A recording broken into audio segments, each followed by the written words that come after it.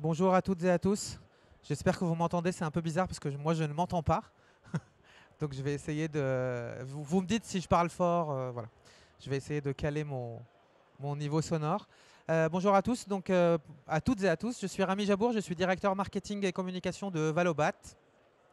Et je suis là aujourd'hui pour vous parler de ce que Valobat souhaite faire, souhaite mettre en place pour amplifier et maximiser le marché du réemploi des produits de bâtiment en France. Euh, alors, avant de rentrer dans ce slide, je voudrais juste peut-être dans quelques mots vous rappeler qui est Valobat, pour ceux qui ne savent pas ce que c'est.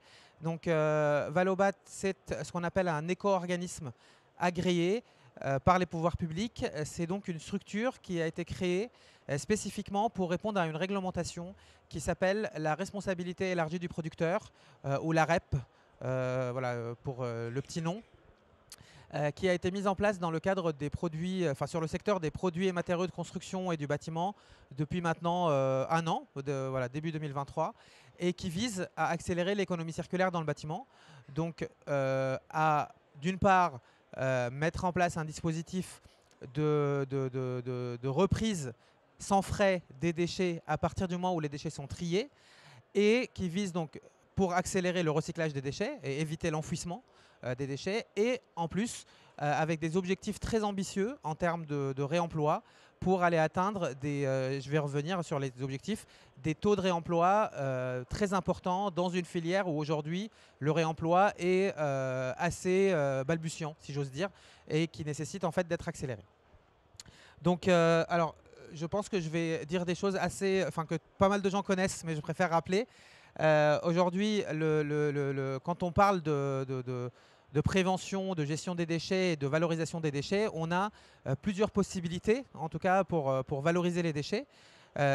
Et ces différentes possibilités, on appelle ça la hiérarchie des traitements, sont de différentes natures, de plus en plus vertueuses, en allant de la valorisation jusqu'au réemploi. Alors là, je prends l'exemple d'une porte parce que je trouve que c'est un exemple assez simple. Quand on a une porte, quand on est sur un chantier de bâtiment, on dépose une porte qui doit être qui est en fin de vie. On a plusieurs possibilités. Soit on va brûler cette porte, incinérer cette porte, dégager de l'énergie, valoriser énergétiquement cette porte.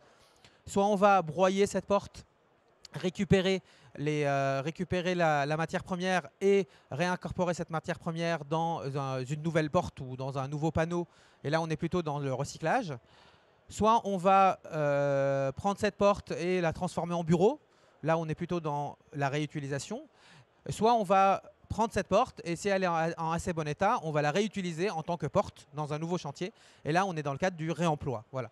Et donc, l'objectif, évidemment, c'est d'aller de plus en plus vers du réemploi parce que c'est naturellement le procédé le plus vertueux, notamment d'un point de vue énergétique, pour essayer de minimiser, on va dire, l'impact de l'activité ou du procédé de revalorisation des déchets.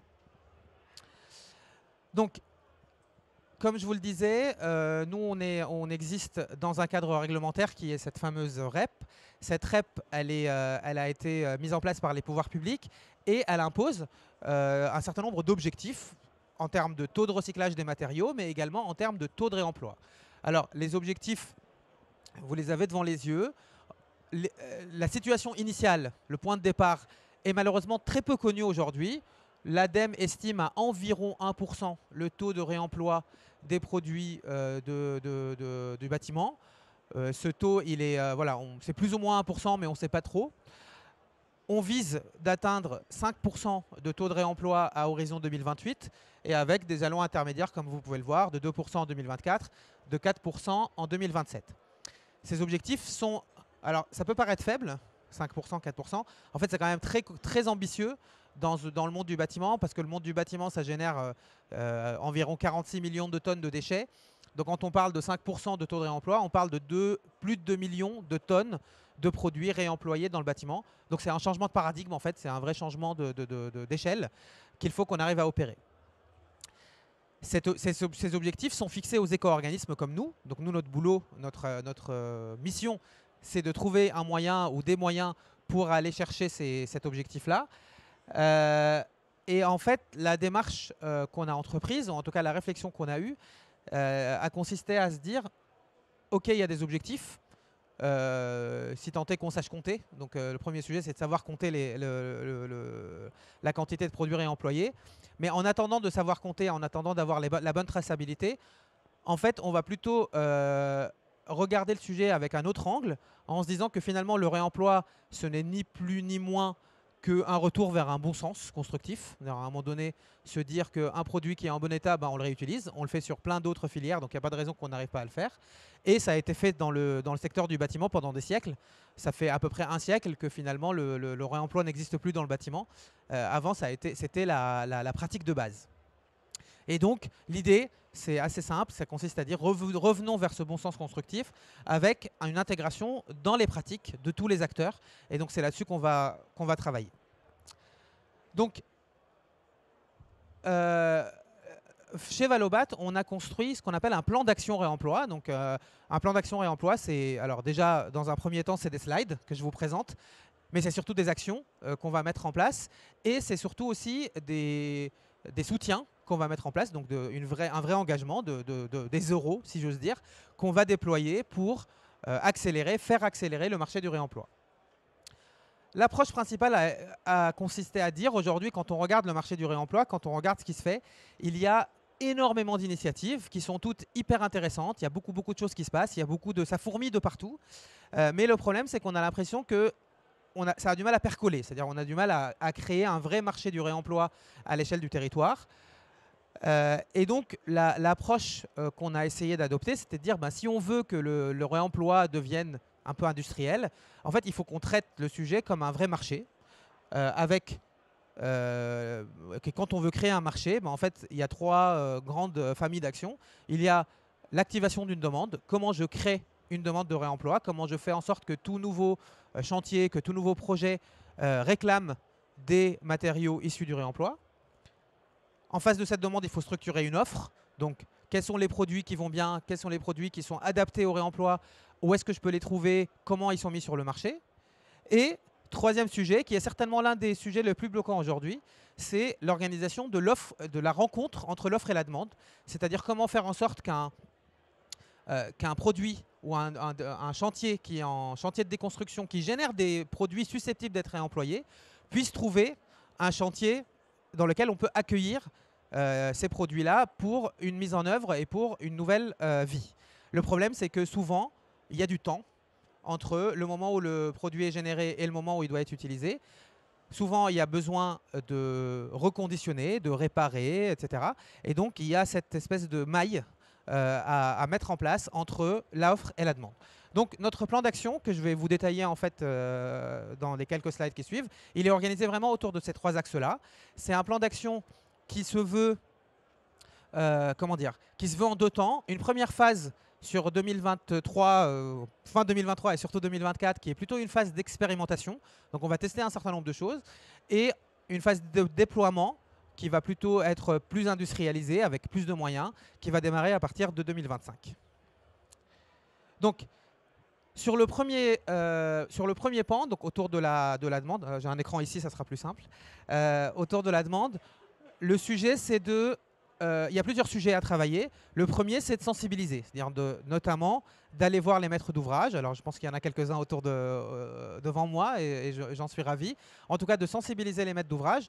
Il y en a beaucoup aujourd'hui qui sont dans une démarche de réemploi et c'est tant mieux. Il y en a d'autres qui découvrent et donc l'enjeu pour nous, c'est d'aller sensibiliser, d'expliquer aux maîtres d'ouvrage que c'est possible de faire du réemploi, c'est possible de réclamer des matériaux de réemploi et qu'on va leur proposer des solutions. Donc, première partie, sensibilisation des maîtres d'ouvrage. Ces maîtres d'ouvrage pouvant être des maîtres d'ouvrage au sens personne morale, entreprise, et pouvant être aussi des particuliers, maîtres d'ouvrage, vous et moi, on fait des travaux chez nous, on pourrait aussi à un moment donné avoir envie, si on a avec une conscience écologique, de vouloir réclamer aussi un peu plus de réemploi dans nos chantiers. Deuxième pan, le fait de rassurer. Aujourd'hui, l'un des freins principaux quand on parle de réemploi, c'est de dire oui, mais attends, on n'a pas la quid des assurances, quid de la décennale, etc. Donc il n'y a pas un sujet autour de est-ce que les produits sont d'assez bonne qualité, est-ce que je vais arriver à trouver la bonne quantité de produits pour pouvoir faire gérer mon chantier. Donc il y a tout un sujet autour de à quel point finalement je peux être rassuré sur le fait de partir et d'engager mon projet avec des matériaux de réemploi. Donc deuxième sujet, rassurer les parties prenantes et notamment en travaillant avec les référents. Donc là, on a commencé à travailler, on travaille avec les assureurs, avec le CSTB, etc. pour produire les éléments, pour rassurer d'un point de vue assurantiel et pour rassurer d'un point de vue quantitatif. Troisième sujet, qui pour nous est vraiment clé, c'est que pour activer une demande, il faut embarquer non seulement les maîtres d'ouvrage, mais également les entreprises de travaux. In fine, ce sont les entreprises de travaux qui posent, ce sont les entreprises de travaux qui installent, et ça peut être des très bons ambassadeurs du réemploi, comme des très gros freins au réemploi s'ils ne se sentent pas à l'aise avec le sujet du réemploi. Donc là, on est vraiment on a vraiment un gros enjeu d'embarquer les entreprises de travaux, de les former, de les informer et de les former, donc on parle bien de formation, pour faire en sorte qu'ils puissent être eux-mêmes prescripteurs des bons produits de réemploi, qui sachent comment poser un produit de réemploi versus poser un produit neuf, parce que ce n'est pas forcément exactement les mêmes pratiques. Et puis quelque part, pour nous, c'est aussi une manière de redonner aux entreprises, aux métiers du bâtiment, un peu leur lettre de noblesse, puisque savoir poser un produit de réemploi, c'est pas forcément donné à tout le monde, et donc c'est une manière aussi pour remettre le savoir-faire de l'artisan et de l'entreprise de travaux au bon niveau et au bon endroit. Deuxième sujet, l'offre. Donc là, pour structurer l'offre de réemploi, la première chose, c'est de générer des quantités.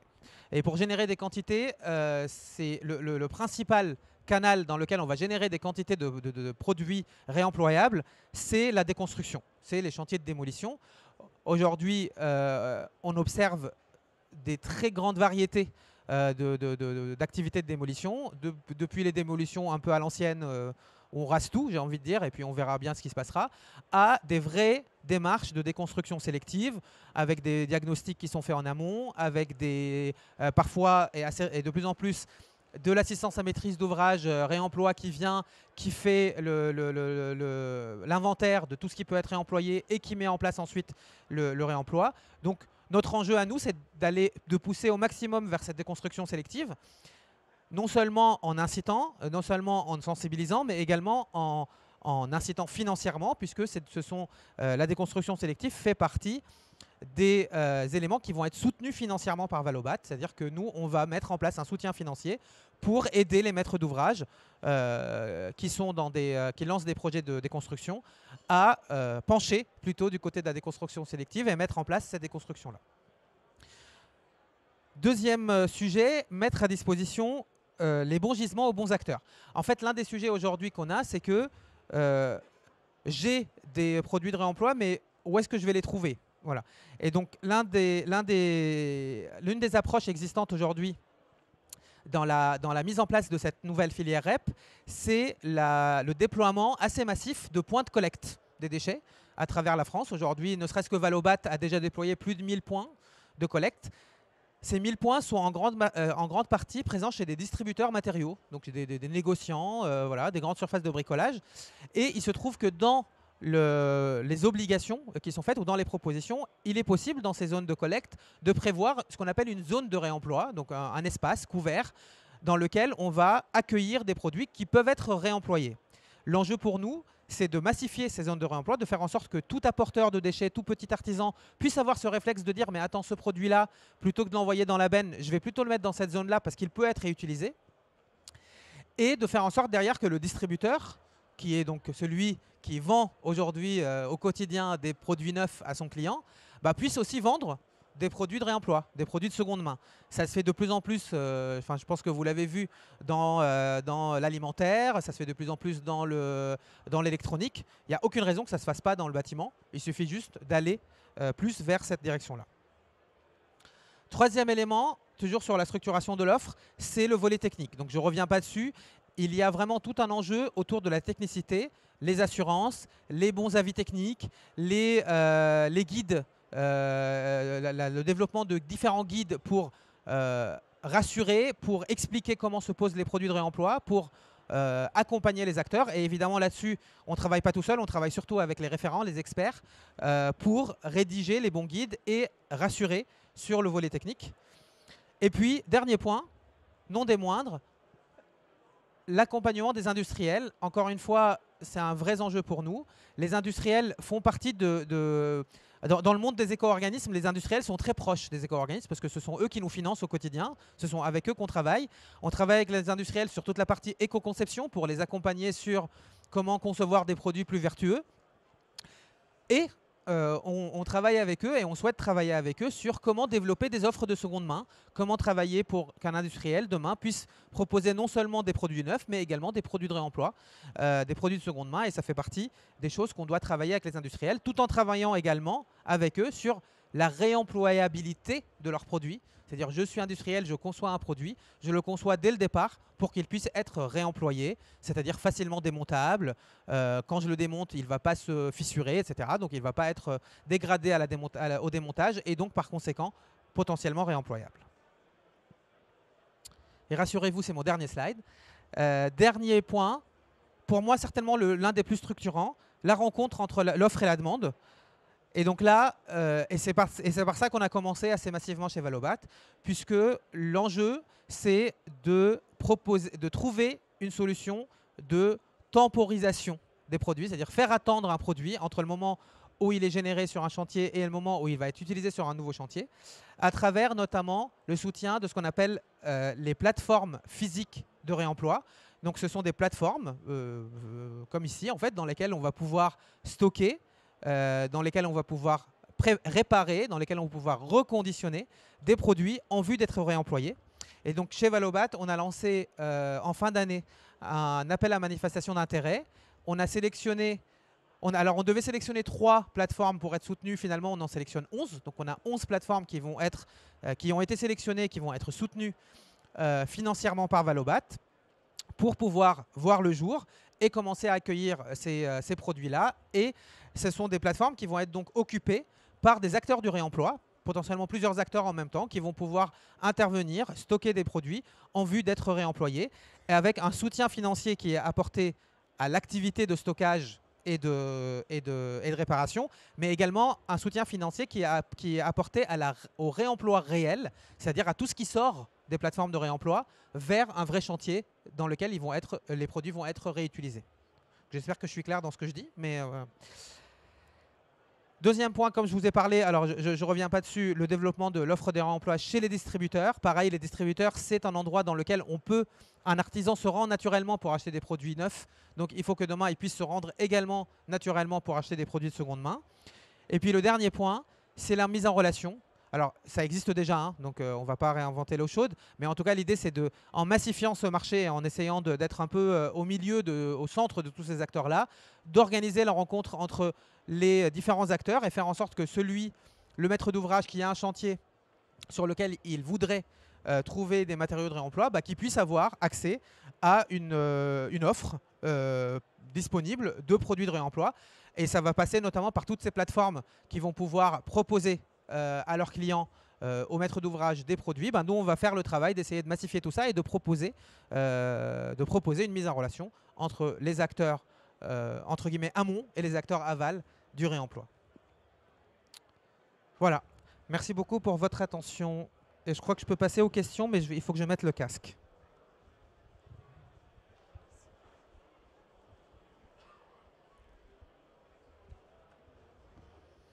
Oui, bonjour. Oui, bonjour. Moi, j'en ai plusieurs, mais je vais en choisir qu'une pour l'instant. Je me demandais, quand vous parlez d'accompagner les industriels, notamment sur l'aspect éco-conception, est-ce qu'au niveau des éco-contributions du coup, qu'on va payer en achetant les matériaux, est-ce qu'elles seront modulées en fonction de cette réemployabilité-là de ces matériaux qui sont mis sur le marché aujourd'hui ? Est-ce qu'un matériau qui est recyclable, il va avoir une écotaxe moins importante qu'un matériau qui ne l'est pas, quoi ? Oui, la réponse est oui. Pardon, c'est bizarre, je m'entends. La réponse est oui, dans le sens où, en fait, la réglementation propose, et d'ailleurs impose la mise en place de ce qu'on appelle des éco-modulations sur les éco-contributions. Donc, les éco-modulations, c'est des systèmes de bonus-malus qui vont sur une même famille de produits proposer des éco-contributions plus faibles quand le produit est éco-conçu et des éco-contributions plus importantes dans le cas inverse. À l'heure actuelle, chez Valobat, alors c'est quelque chose qui nécessite qui prend un peu de temps à mettre en place. Ça nécessite de l'accompagnement, de la pédagogie. Donc Valobat, nous on en est à notre deuxième tarification. On a déjà eu une première tarification l'année dernière dans laquelle il n'y avait pas d'éco-modulation. D'ailleurs, c'était notre cahier des charges qui nous imposait. Et là, en 2024, on a mis en place des éco-modulations, mais qui sont très simples, avec un seul critère qui a été pris en compte, qui était le taux d'incorporation de recyclé dans les produits. Donc qui ne répond pas forcément à la question du réemploi. Mais il y a d'autres critères qui sont déjà aujourd'hui identifiés. Et donc ça va faire partie de ce qu'on va pouvoir mettre en place dans les prochaines années. Et donc évidemment, nous, ce qu'on va prendre dans les critères qui vont être pris en compte, il y a la durabilité, il y a la démontabilité, la réemployabilité, la recyclabilité des produits, etc., etc. Ça fait partie de tous les critères possibles. On a choisi, pour ne pas complexifier les choses, de démarrer avec un seul critère. Et ensuite, on montera en complexité avec la maturité de la filière. Merci. Je ne sais pas du tout comment on est en timing, donc... Merci, bonjour. Bonjour. Oui, ça fait bizarre de s'entendre. Au moment où vous parliez de la généralisation de la déconstruction sélective sur les chantiers, vous avez parlé d'aide financière aux maîtrises d'ouvrage, c'est ce que j'ai précisément entendu. Donc d'abord, je voulais savoir si on avait aux entreprises qui font ces travaux-là de déconstruction sélective déjà, et surtout sur la question des maîtrises d'ouvrage, qu'est-ce que c'est le processus? Est-ce que c'est au chantier? Est-ce que c'est à la tonne? Est-ce que c'est, comment est-ce que ça s'organise ces aides? Et comment est-ce qu'on peut aider des maîtrises d'ouvrage à aller, pour les encourager, les inciter à commander de la dépôt sélective? C'est une bonne question, je ne suis pas sûr d'avoir toute la réponse.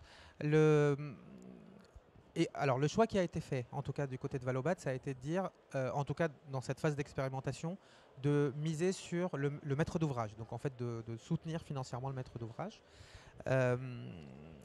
Alors comment ça va être fait sur l'année 2024? On est plutôt sur une phase d'expérimentation, c'est-à-dire qu'on va lancer un appel à projet courant 2024, j'espère rapidement, enfin en tout cas on est dessus, pour identifier, je ne sais plus combien, je crois que c'est 300 ou 350 chantiers qui vont être soutenus. Et donc là, il y aura un soutien qui sera mis en place. Alors, je ne connais pas exactement les modalités pratiques. Est-ce que c'est à la tonne ou pas? J'imagine que oui, mais je n'ai pas la réponse exacte, donc je préfère ne pas vous dire de bêtises. Mais en tout cas, ça fait partie de... En tout cas, c'est comme ça qu'on envisage les choses.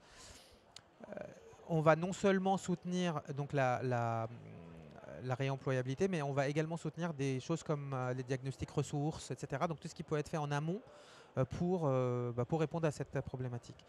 À l'heure actuelle, et c'est peut-être pas une bonne... Enfin, en tout cas, c'est peut-être quelque chose qu'il va falloir travailler. On n'a pas ce qu'on a imaginé du côté des entreprises, donc de travaux, des démolisseurs notamment, etc. C'est plutôt un volet plutôt technique, plutôt formation.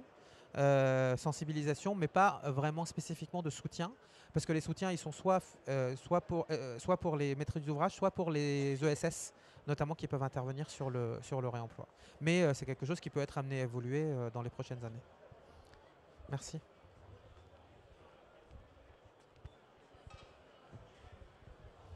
Oui, bonjour. Une petite question assez générale. En fait, vous parliez de réemployabilité, démontabilité, recyclabilité.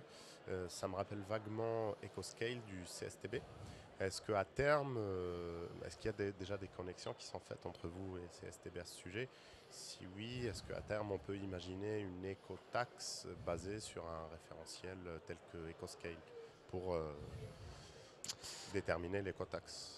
C'est une question un peu politique. En fait, je ne sais pas. Enfin, à l'heure actuelle, je dirais pas oui, je dirais pas non. On travaille avec le CSTB, on discute avec le CSTB. Le sujet après, voilà, EcoScale, c'était une démarche qui a été faite, qui n'est pas forcément suivie par tout le monde. Donc, il y a des discussions autour de de cette dynamique-là. Donc nous, en fait, on n'est pas là pour en fait, faire l'arbitre, entre guillemets. On est là pour faire ce qui semble le plus raisonnable. Et en fait, on travaille naturellement avec les industriels qui sont autour de la table chez nous. Et donc c'est avec eux qu'on va essayer de construire la mécanique qui nous semble, en tout cas le référentiel qui nous semble être le meilleur. Si finalement c'est EcoScale qui ressort, bah, tant mieux. Si c'est pas le cas, je sais pas. Mais en tout cas, j'ai pas envie de m'avancer dans un sens ou dans l'autre là-dessus. En tout cas, pour l'instant, ce n'est pas ce qui a été, ce n'est pas ce qui est plébiscité quand on parle de ce sujet-là. En revanche, la spécificité quand même, c'est que nous, notre enjeu, il est quand même très économie circulaire.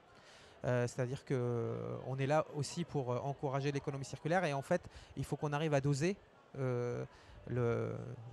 toute notre notion d'éco-contribution par rapport à des sujets qui sont quand même liés à la recyclabilité, au vrai recyclage effectif et efficient des filières. Donc ça peut aussi jouer pour voilà, aller peut-être dans un sens un peu différent.